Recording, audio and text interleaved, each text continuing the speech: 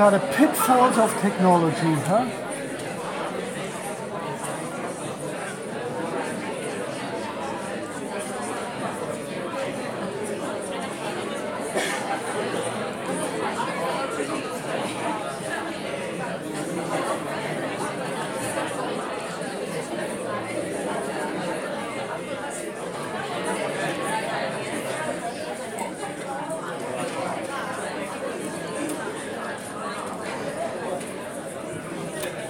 Okay, do I get a round of applause now? Huh? Thank you. Thank you. Sorry about that. Okay, accuracy, we compare data. And I hope, please do it. Yes.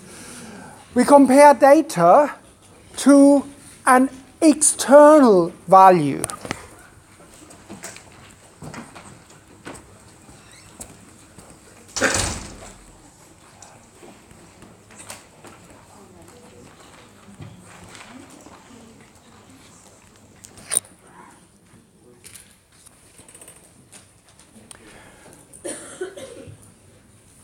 And sometimes the problem is we have an external value.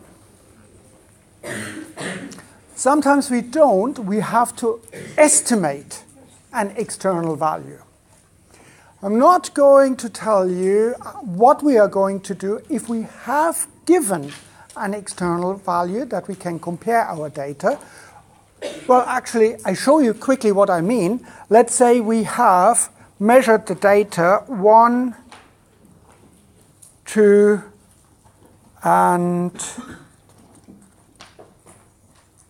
3.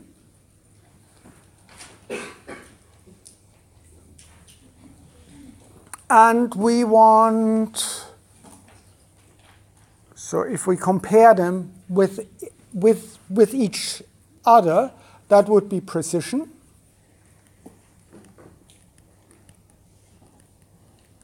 But if our external data value is 68, we can say that our measurement is pretty far off from 68. So while our data are fairly precise, they are close together, they are way away from the target. So in this case, we would say our accuracy is pretty shite. That's the technical term. Yeah? Or accuracy would be low. Precision high, accuracy low. Why? Well, maybe our pipettes are messed up or something like that. Maybe we used the wrong technique also. That could cause precision problems or accuracy problems. But what if we don't have this 68? What if that is not known? I'll give you an example. My sister recently phoned me and she said, Peter, I have a great idea. I want to produce lab coats for your students. I said, now hit me, what's the idea? Yeah. And she said, I want them to be personalized. So people can choose a meme on the back. Yeah? And I said, oh, that's a great idea. I think they would buy it. Would you buy it? Yeah. With the right meme? Yeah? Probably. And she said, okay, you need to help me now. I need to know how tall your students are. And I said to her, what the heck do you mean? Do you want me to measure them or what? She said, yeah, if you could. I said, are you crazy, what? I've got 250 students. It takes me ages, and some of them don't want me to touch them, and some of them I don't want to touch. Yeah, you can have Kermit. So she said, right, just measure 3, and from these 3, you surely should be able to tell me that the average student is 175 centimeters.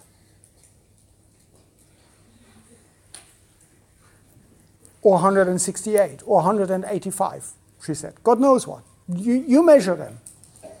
And I said, but, you know, there might be 2 or 3 who are actually 175 centimeters. But to be perfectly honest, it's only 2 or 3. So it would be only for 2 or 3 students where it exactly fits. So she said, right, I see the problem. How could we overcome that? And I said to her, would it help you if I gave you sort of a range? So it might not fit everybody perfectly, but, you know, if they are in the right range, then there's a good chance that they're fitting all right. And she said, yeah, that's a great idea. So she asked me to calculate a range in which I expect the body height of the students to be. So we create an expected range. And I said to her, look, Monica, it's pretty simple. I can tell you that every single one of my students is somewhere between 10 centimeters of tall and 10 meters. So in this case, the range is 0.1 meter to 10 meter. She said, you're taking the piss, what? I said, yeah, I did. And I told her, however, I can be 100% confident that there's no student smaller than 10 centimeters and no student is taller than 10 meters. So I can be 100% confident. And she said, that doesn't help me. That's really...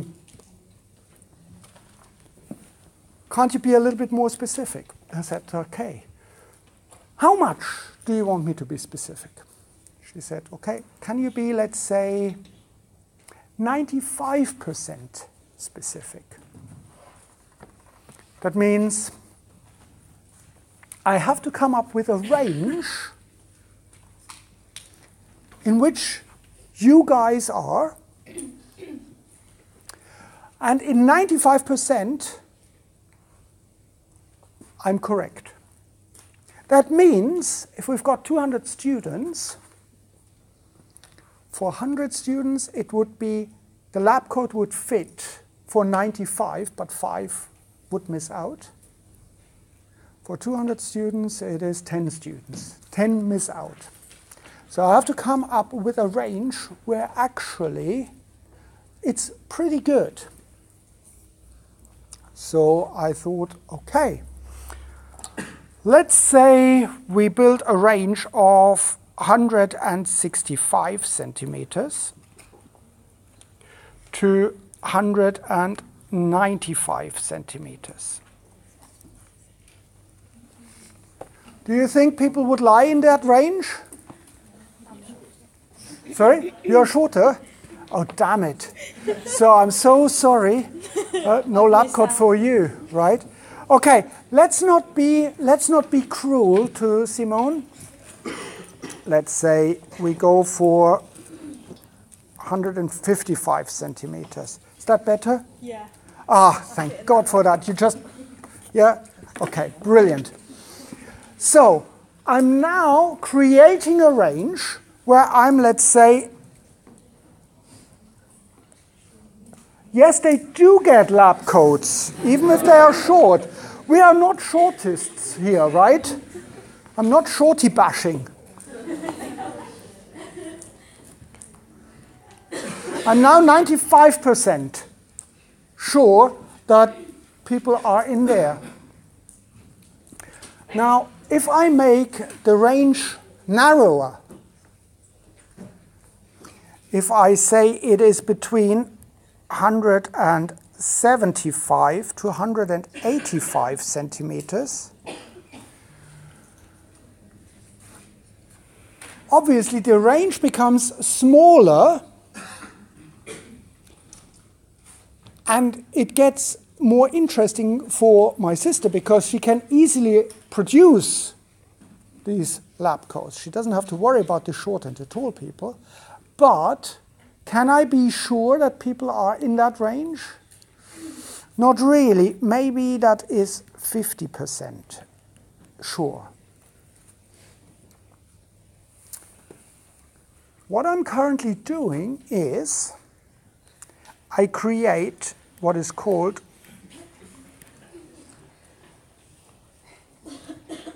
okay. Then she doesn't get one.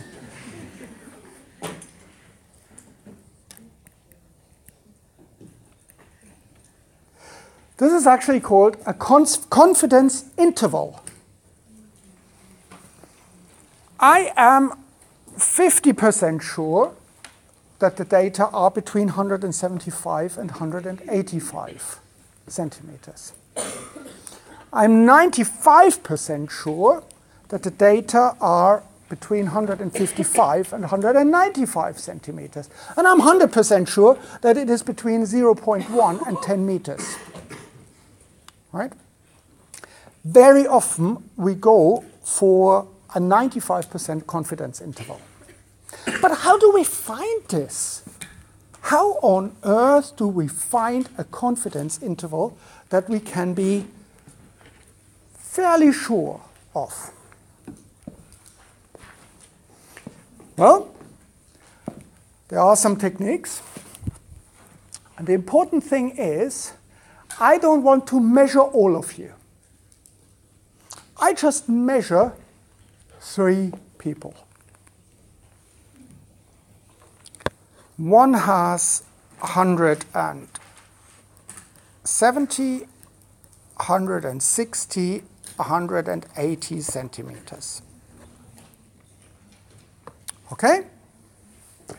And from these sample that I use,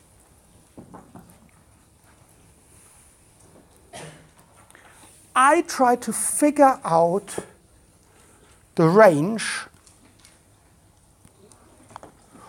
and the confidence interval.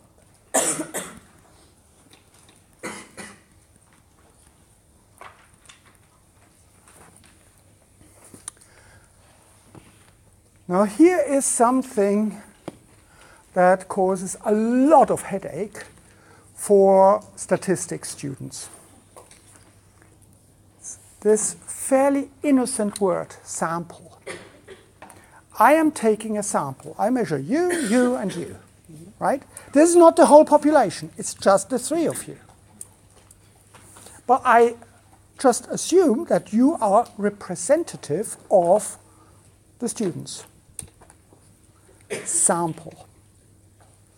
Now, of course, we can calculate a mean for the sample. Can somebody try and calculate the mean for this sample? It's what? Loud? Who said? You did? No, 170. 170. So, for the mean of a sample, and in this case, to distinguish it from the population mean. Remember we had the population mean, mu, and we said a population has parameters. A sample is characterized by a statistics.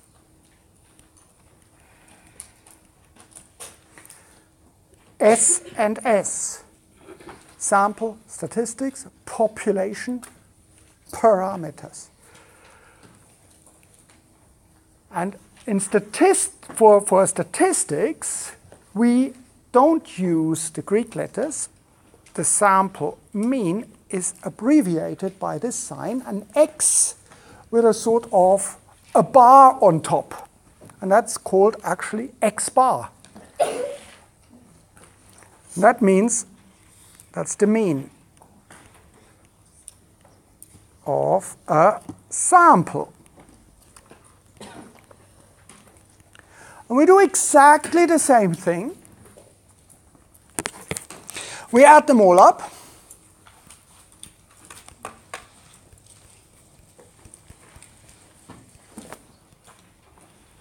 And divide by 3. And that gives us, obviously, 170 centimeters. Okay? Happy with that? So if you see X bar, you know it is reference to a sample. If you see mu, it takes reference to a population.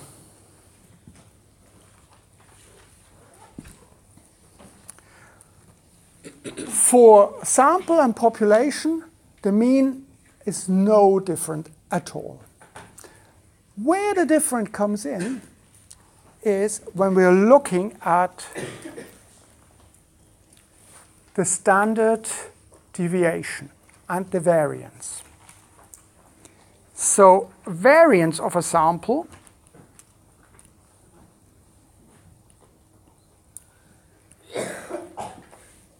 we do exactly the same thing that we've done before. 170 minus 170 squared plus 160 minus 170 squared plus 180 minus 170 squared.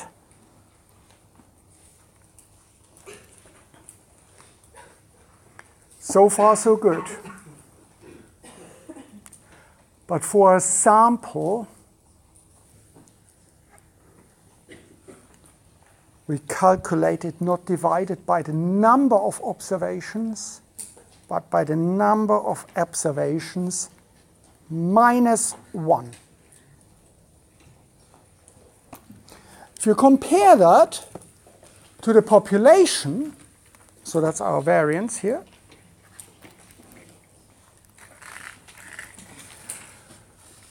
in the population variance, we divide it by n. In the sample variance, we divide by n minus 1. Which one will be the larger, sample or population variance? Which one is larger? It will be the sample variance. The sample variance is larger than the population variance. It's always larger, the sample variance. And the reason for that is we say, right, I've measured these 3 people here, and I come up with a variance with a sort of range in which they are. But if I extrapolate that to the entire population, I need to be careful. I need to have a sort of a wiggle factor. And this wiggle factor is this n minus 1. And it turned out it is a pretty good wiggle factor. Just don't write wiggle factor in an exam. So we have n minus 1 for the variance. For the standard deviation of a sample, this is abbreviated with an S. This is just simply square root of variance. And that is square root of xi minus x bar this time. The x bar stands for the mean, divided by n minus 1. So if we treat our data as a population, we divide by n. If we treat our data as a sample, in order to predict a range, then we divide by n minus 1. So we can calculate the standard deviation of a sample. And in order to get this nice range, one can make this prediction where this range is through a simple equation.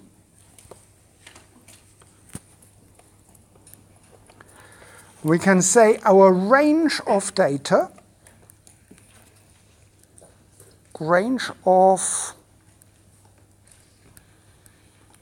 when we make this prediction with a, let's say, 95% confidence,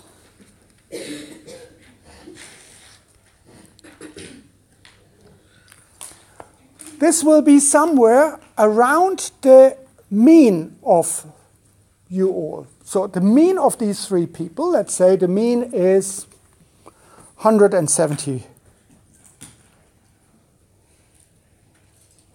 Okay. Can you please quickly stand up so that I can check how tall you are? Oh, they're pretty similar, hey? Oh, there you go. So let's go with like 160. 160. Yeah. Nah, I make you taller, 170. Right? Thank you very much. So the range of the data would be 170 plus minus, let's say, 20 centimeters. That is a range where I'm fairly confident that the rest of the population is, just by measuring these three characters. Yeah? Or I can also say, exactly, 170 plus minus 20. Oh, come on.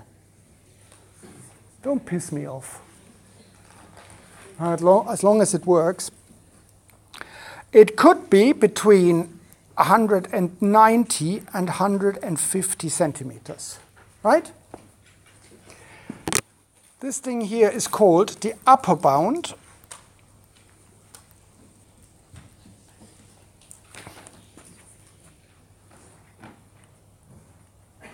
This is called the lower bound.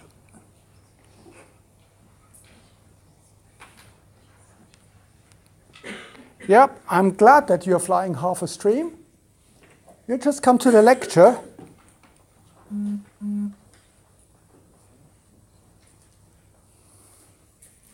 So we have upper and lower bound.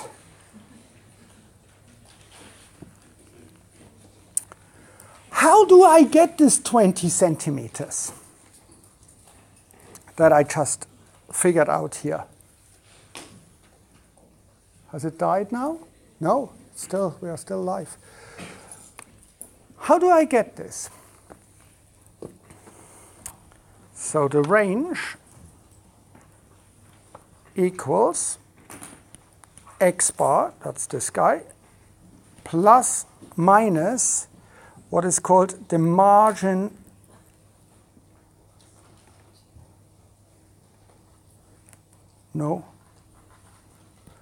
margin of error. This is these 20 centimeters. That is the margin of error. And how do we get the margin of error? There's a simple equation for that. The margin of error is given by something called t, and I come back to that in a minute. T times s, that is our standard deviation, divided by the square root of n.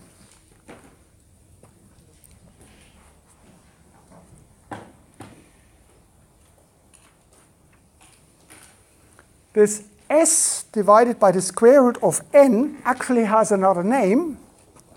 This is called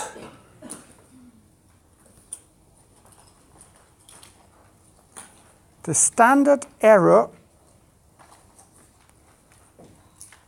of the mean.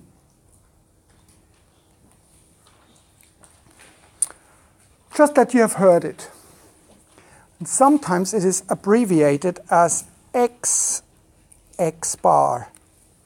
Don't worry too much about it. We will come back to that in more detail.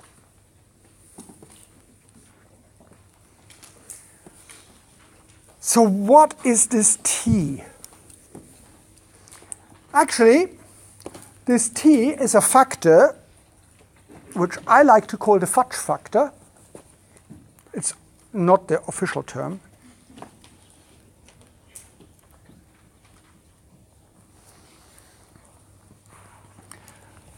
This factor, this Fudge factor, is an adjustment factor. And it depends on how many people have I measured, or how many data do I have. So in this case, on n, and how confident I want to be.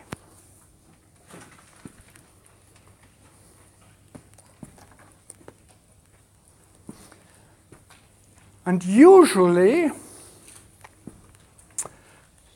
when you do any calculations, I will give you this t factor.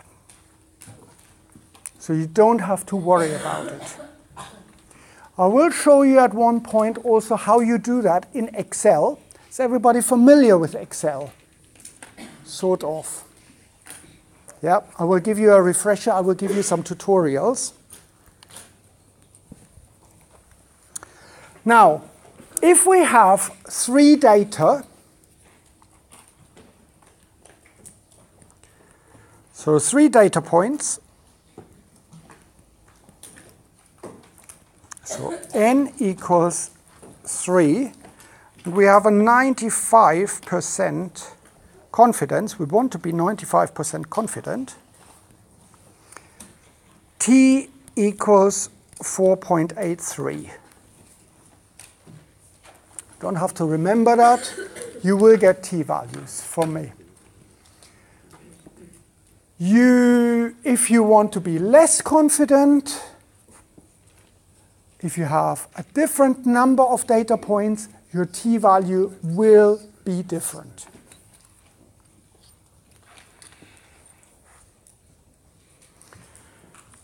But with 3 and 95% confidence, it's 4.83.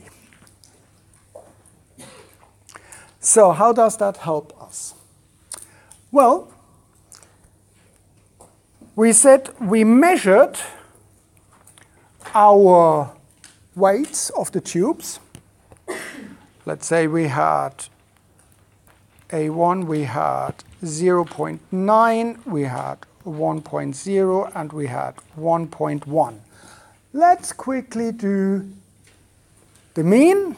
So x bar is 1.0.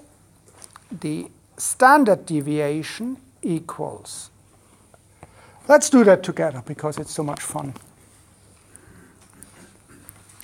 0.9 minus 1.0 squared plus 1.0 minus 1.0 squared plus 1.1 minus 1.0 squared.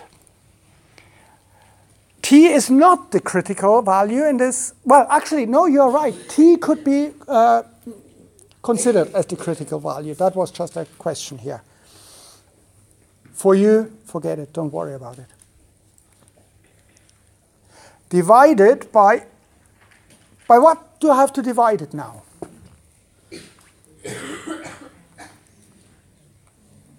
You say 2? 3? Is it a sample or a population? It's a sample. How many data points do I have? 3. What do I divide a sample? 3 minus 1, exactly. So you are right, it's 2. So we have square root of, we have 0.1 squared plus 0 squared plus 0.1 squared divided by 2 equals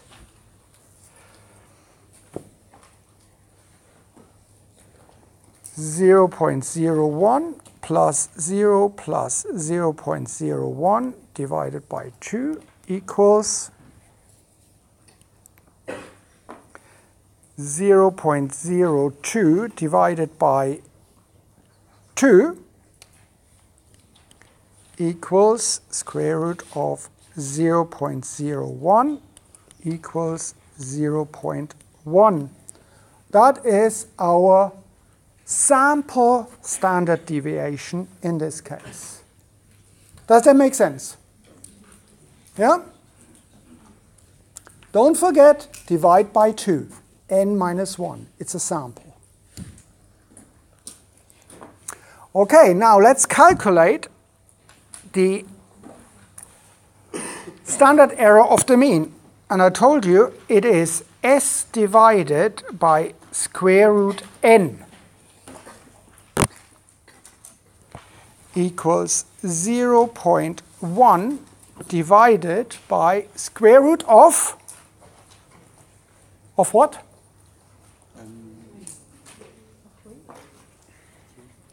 Square root of 3, exactly. What is square root 3?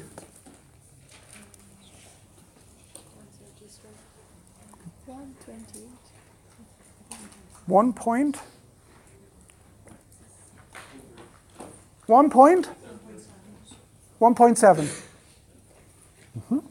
So equals 0.1 divided by 1.7, I think 1.73 or something like that. Is that right? Yeah. What do you get for that?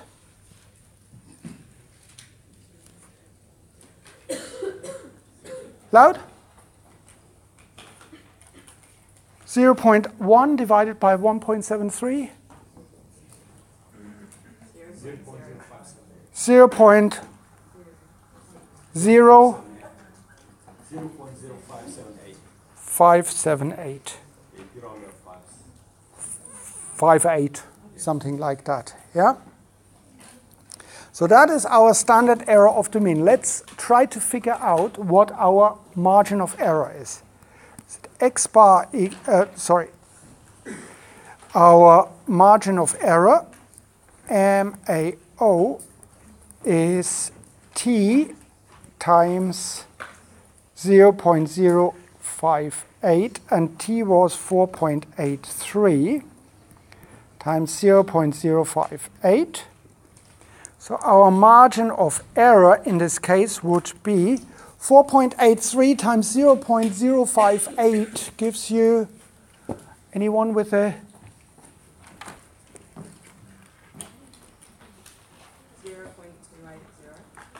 0.280. Is that right? Did you get that? Yeah? Yes.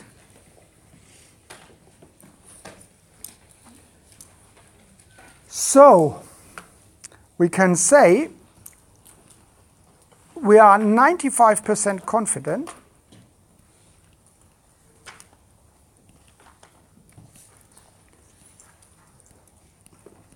that, yeah, mine as well, my head hurts as well, that the range, the true range of all the possible measurements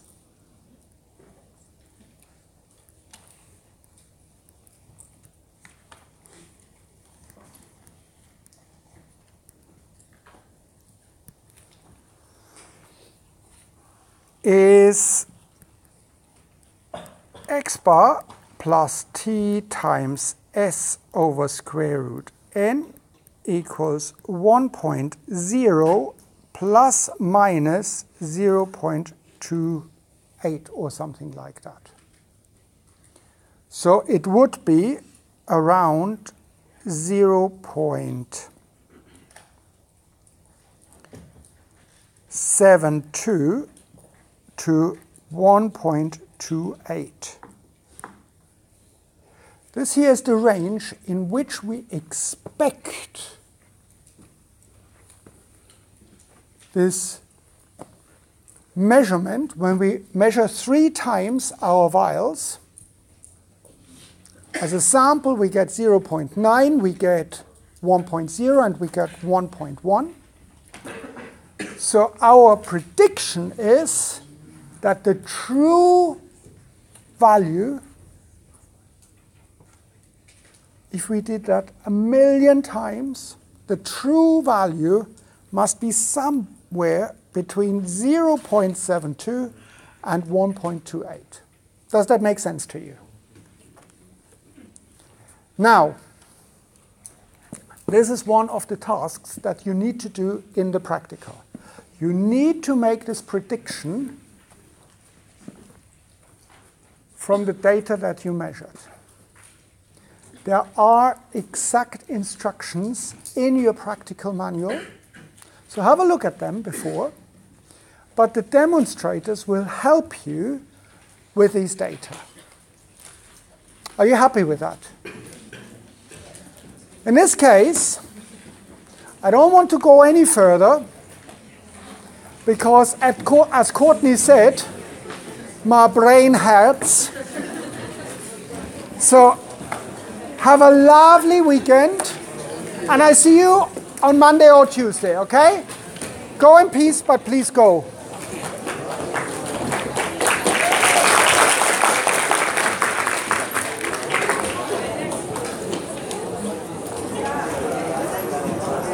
No, don't do the Mexican wave.